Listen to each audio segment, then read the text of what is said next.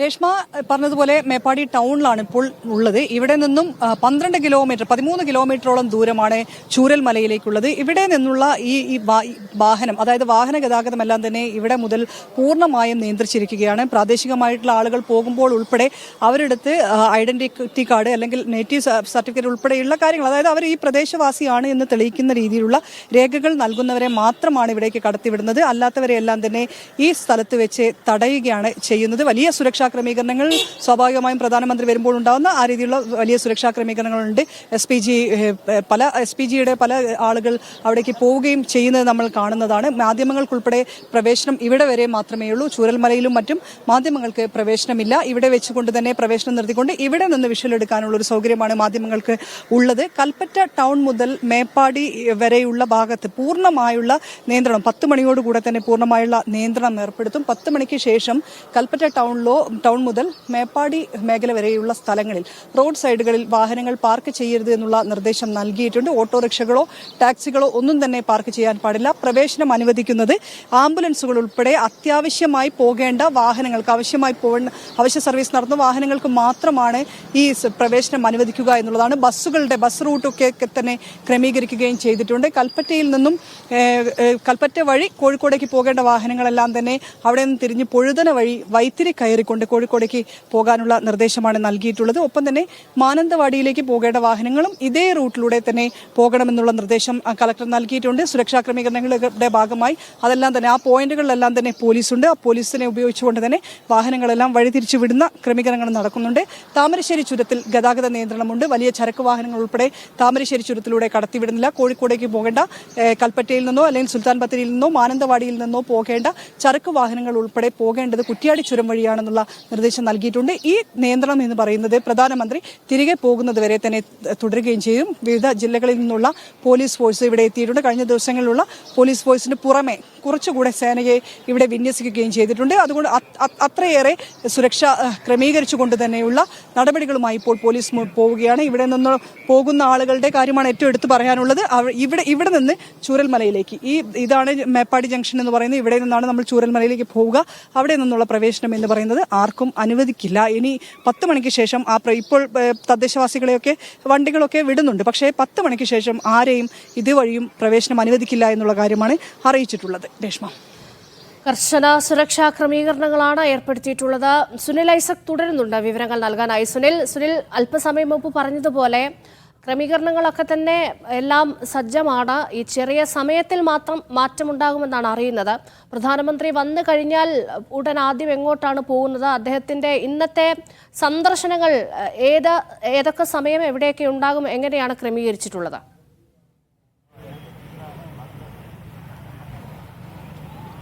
അക്കാര്യങ്ങളാണ് വളരെ വിശദമായി അല്പസമയം മുമ്പ് തന്നെ സംസാരിച്ചത്. അതായത് പ്രധാനമായും കണ്ണൂർ വിമാനത്താവളത്തിൽ 11:20 എത്തുമെന്ന് അറിയിച്ചിരുന്നു. പക്ഷേ 11:20 എന്നുള്ളത് സമയം വൈകാനാണ് സാധ്യത.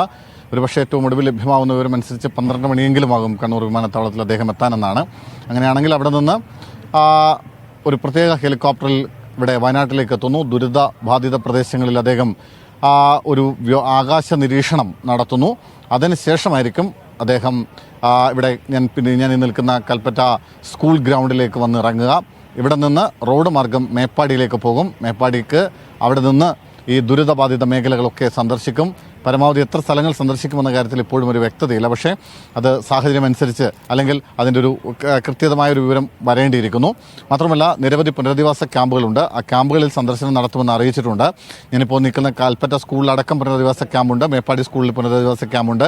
അത്തരം ക്യാമ്പുകളിലൊക്കെ അദ്ദേഹം സന്ദർശനം നടത്തും. അതിനുശേഷമായിരിക്കും ആശുപത്രിയിൽ കഴിയുന്ന ആളുകൾ, ഗുരുതരമായി പരിക്കേറ്റ ആളുകളുണ്ട്, നിസ്സാരമായി പരിക്കേറ്റ ആളുകളുണ്ട്. അങ്ങനെ നിരവധി മനുഷ്യരുണ്ട് ആശുപത്രികളിൽ. അവരെയൊക്കെ പോയി കാണാനാണ് പ്രധാനമന്ത്രി ഇപ്പോൾ തീരുമാനിച്ചിരിക്കുന്നത്.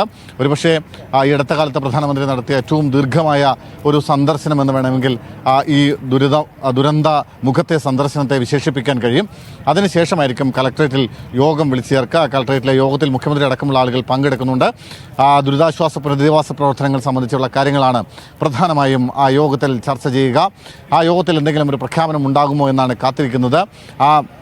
അത് ഏത് തരത്തിലുള്ള പ്രഖ്യാപനമായിരിക്കും എന്ന എന്നതാണ് പ്രധാനപ്പെട്ട ഒരു ചോദ്യം. നിരവധി കാര്യങ്ങളുണ്ട്. കാരണം പുനരധിവാസത്തിന് മാത്രം ഏതാണ്ട് 2000 കോടി രൂപയോളം ചിലവാകും എന്നൊരു പ്രാഥമികമായ കണക്കാണ് സംസ്ഥാന സർക്കാരിൻ്റെ കൈവശമുള്ളത്. അതുകൊണ്ട് മാത്രം കാര്യങ്ങൾ തീരുന്നില്ല. അതിനപ്പുറത്തേക്ക് ദുരിതാശ്വാസ പ്രവർത്തനങ്ങളുണ്ട്, മറ്റ് കാര്യങ്ങൾ, നിരവധിയായ കാര്യങ്ങളുണ്ട്. അത്തരം കാര്യങ്ങളിൽ കേന്ദ്രത്തിൻ്റെ സഹായം ആവശ്യമാണ്. നേരത്തെ സമാനമായ പ്രകൃതി ദുരന്തങ്ങൾ ഉണ്ടായ സ്ഥലങ്ങളിലൊക്കെ വലിയ പാക്കേജുകൾ കേന്ദ്ര സർക്കാർ പ്രഖ്യാപിച്ച മുൻ ചരിത്രങ്ങൾ നമ്മുടെ മുമ്പിലുണ്ട്. അതുപോലെ കേരളത്തിന് ഒരു വലിയ തോതിലുള്ള പാക്കേജ് ലഭിക്കുമെന്നൊരു പ്രതീക്ഷയിലാണ് കേന്ദ്രമുള്ളത്, കേരളമുള്ളത്. എന്തായാലും അത് നമ്മെ സംബന്ധിച്ച ഒരു നിർണായകമായ പ്രഖ്യാപനം ഇന്ന് നരേന്ദ്രമോദിയുടെ ഭാഗത്ത് നിന്ന് ഉണ്ടാകുമെന്നാണ് കരുതുന്നത്. അതുകൊണ്ട് മാത്രം കാര്യങ്ങൾ അവസാനിക്കുന്നില്ല രശ്മ. കാരണം ഈ പുനരധിവാസവുമായി ബന്ധപ്പെട്ട് കുറെ കൂടി സമഗ്രമായ പഠനങ്ങൾ കൂടി ആവശ്യമുണ്ട് എന്ന തരത്തിൽ വിദഗ്ധരുടെ ഭാഗത്ത് നിന്ന് അത്തരം ചില അഭിപ്രായങ്ങൾ കൂടി ഉയരുന്നുണ്ട്. ഇന്നലെ മന്ത്രിമാരടക്കമുള്ള ആളുകൾ മുണ്ടക്കയിലും മറ്റുമൊക്കെ ചെല്ലുമ്പോൾ ആ നാട്ടുകാർ ആവശ്യപ്പെട്ടൊരു കാര്യം അവരെ അവിടെ തന്നെ പുനരധിവസിപ്പിക്കണമെന്നാണ്. അതായത് അവരുടെ നാടാണ്, അവരുടെ സ്വത്തം ഉറങ്ങിക്കിടക്കുന്ന, അവരുടെ ഓർമ്മകളുള്ള ബന്ധുക്കളുടെയും ഉറ്റവരുടെയും പ്രിയപ്പെട്ടവരുടെയും ഒക്കെ ഓർമ്മകൾ നിലനിൽക്കുന്ന ഒരു സ്ഥലമാണ്. ആ പ്രദേശത്ത് തന്നെ അവർക്ക് തുടർന്ന് ജീവിക്കണം, അതിനുള്ള സൗകര്യം ഒരുക്കി കൊടുക്കണമെന്നാണ് അവർ ആവശ്യപ്പെടുന്നത്. പക്ഷേ അതിന് പ്രായോഗികമായ പ്രശ്നങ്ങളുണ്ട്. കാരണം ആ ഭൂമി ഇനി എത്രത്തോളം ജീവിക്കാൻ പറ്റുന്ന അവസ്ഥയിലാണുള്ളത്, അല്ലെങ്കിൽ ഇനിയും ഒരു പ്രകൃതി ദുരന്തം അവിടെ ഉണ്ടാവാനുള്ള സാധ്യതയുണ്ടോ, അത് എത്രത്തോളം പാരിസ്ഥിതികമായി ദുർബലപ്പെട്ട് കിടക്കുന്ന ഒരു പ്രദേശമാണ് തുടങ്ങിയ പഠനങ്ങളും ചർച്ചകളും ഒക്കെ നടക്കേണ്ടതുണ്ട്. അത് കേന്ദ്ര സർക്കാരിൻ്റെ ഭാഗത്തു നിന്നാണ് അത്തരം ചർച്ചകൾ അല്ലെങ്കിൽ അത്തരം പഠനങ്ങളൊക്കെ നടക്കേണ്ടത്. വളരെ വിദഗ്ധമായ പഠനം തന്നെ നടക്കേണ്ടതുണ്ട്. അങ്ങനെ ആ ഭൂമിയിൽ ഇനി പുനരധിവാസം സാധ്യമല്ലാത്ത അവസ്ഥയാണെങ്കിൽ അവരെ കൂടി, ആ നാട്ടുകാരെ കൂടി മനസ്സിലെടുത്തുകൊണ്ട്, അവരെ കൂടി ചേർത്ത് പിടിച്ചുകൊണ്ട് അവർക്ക് കൂടി പറ്റുന്ന മറ്റേതെങ്കിലും കുറെ കൂടി നല്ല സ്ഥലം കണ്ടെത്തുക, അവിടെ അവരെ പുനരധിവസിപ്പിക്കുക. അത്തരം കുറേ കാര്യങ്ങൾ, ഒരുപാട് കാര്യങ്ങൾ ഇനി വയനാടുമായി ബന്ധപ്പെട്ടുകൊണ്ട് സർക്കാരിന് മുമ്പിൽ വലിയ വെല്ലുവിളിയായി തന്നെ നിലനിൽക്കുന്നുണ്ട്. അത്തരം കാര്യങ്ങൾക്ക് വലിയ സാമ്പത്തികം ആവശ്യമുണ്ട്. അതിൻ്റെ ഉള്ള ഒരു സഹായം, അതിനുള്ള കൈത്താങ്ങ് കേന്ദ്രത്തിൻ്റെ ഭാഗത്തു നിന്ന് സ്വാഭാവികമായി ഉണ്ടാവണം. അതിനുള്ള ഒരു വഴി, അല്ലെങ്കിൽ അത് ഇന്ന് സംഭവിക്കുമെന്നാണ് പ്രതീക്ഷ. അത്തരമൊരു കാത്തിരിപ്പാണ് ഇപ്പോൾ കേരളത്തിൻ്റെ ഭാഗത്തു നിന്ന് ഉണ്ടായിരിക്കുന്നത്. എന്തായാലും മുമ്പ് പറഞ്ഞതുപോലെ പ്രധാനമന്ത്രി അല്പസമയത്തിനുള്ളിൽ തന്നെ എത്തിച്ചേരും. 12 മണിയോടുകൂടിയെങ്കിലും അദ്ദേഹം എത്തുമെന്നാണ് പ്രതീക്ഷിക്കുന്നത് കണ്ണൂരിൽ. അതിനുശേഷമായിരിക്കും അദ്ദേഹം കൽപ്പറ്റയിലേക്ക്, ശേഷം മേപ്പാടിയിലെ ദുരിത ഭൂമികളിലേക്ക്, പ്രിയപ്പെട്ടവരെ നഷ്ടപ്പെട്ടവരുടെ അടുക്കലേക്ക്, ആശുപത്രികളിൽ ചികിത്സയിൽ കഴിയുന്നവരുടെ അടുക്കലേക്ക്, അങ്ങനെ രാജ്യത്തിന്റെ പ്രധാനമന്ത്രി എത്തിച്ചേരുക. ശേഷമായിരിക്കും എന്തെങ്കിലും തരത്തിലുള്ള പ്രഖ്യാപനങ്ങൾ ഉണ്ടാവുക. വലിയ പ്രതീക്ഷയോടെ നാട് കാത്തിരിക്കുകയാണ്. സുനിൽ പറഞ്ഞതുപോലെ ദുരന്ത മേഖലയിലെ ക്യാമ്പുകളിലും ആശുപത്രികളിലും പ്രധാനമന്ത്രി സന്ദർശനം നടത്തുന്നുണ്ട്.